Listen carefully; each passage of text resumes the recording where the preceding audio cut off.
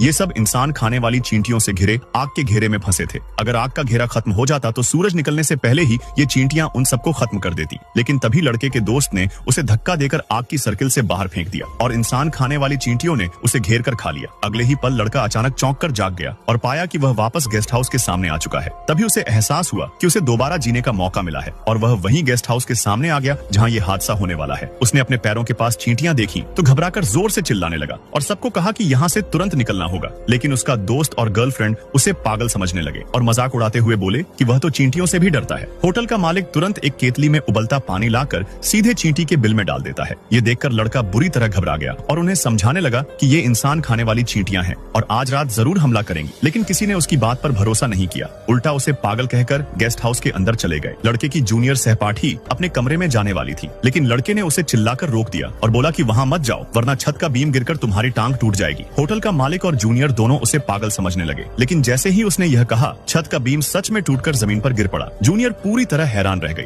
अगर लड़के ने उसे रोका ना होता तो वह जरूर घायल हो जाती। अब वह लड़के की बात मान गई और उसका साथ देने लगी। शाम ढलने में ज्यादा समय नहीं था, इसलिए लड़के ने तैयारी शुरू कर दी। वो और जूनियर सबको बचाने का सामान लेने के लिए बाहर गए, जबकि बाकी लोग यहीं बैठकर गपशप करने लगे। इसी दौरान लड़का और जूनियर सामान लेकर लौटे तो उस धोखेबाज जोड़े ने उसका मजाक उड़ाया। अच्छे कमरे पहले ही बन चुके थे तो लड़के को एक पुराना गंदा कमरा मिला, लेकिन वहाँ बड़े बड़े गैलन में सिरका रखा हुआ था। लड़का गंदा कमरा देखकर भी खुश हुआ, क्योंकि इंसान खाने वाली चींटियां सिरके से सबसे ज्यादा डरती हैं। उसने लकड़ी के तख्तों से कमरे को मजबूत किया और जूनियर को भी एक बोतल सिरका बचाव के लिए दे दी। रात होने पर उसका दोस्त और उसकी गर्लफ्रेंड आंगन में खुलकर इश्क फरमा रहे थे। तभी एक बड़ी सी चींटी गर्लफ्रेंड की टांग पर चढ़ गई। दोस्त ने इससे कुचलकर मार डाला। लड़के ने यह देखा तो तुरंत बाहर आकर बोला कि यह इंसान खाने वाली चींटियों का जासूस था और इसके मरने के बाद निकलने वाली गंध पूरी कॉलोनी को यहाँ खींच लाएगी। लेकिन उन दोनों को यकीन नहीं हुआ और उल्टा लड़के को पागल और कायर कहा। गर्लफ्रेंड और दोस्त की यह बेहुदा बातें सुनकर लड़का गुस्से से सीधे दोस्त के चेहरे पर मुक्का मार देता है। दोनों में मारपीट शुरू हो गई। तभी होटल का मालिक आ गया और मामला सुलझाने के लिए छोटी सी पार्टी करने की बात की। वो लोग आंगन में बैठकर पीने खाने लगे और लड़का समय देख रहा था। सब मौज में पार्टी कर रहे थे। तभी अचानक बहुत सारी चींटियां उनके पैरों पर चढ़ने लगी। ये देखकर सब तंग रह गए।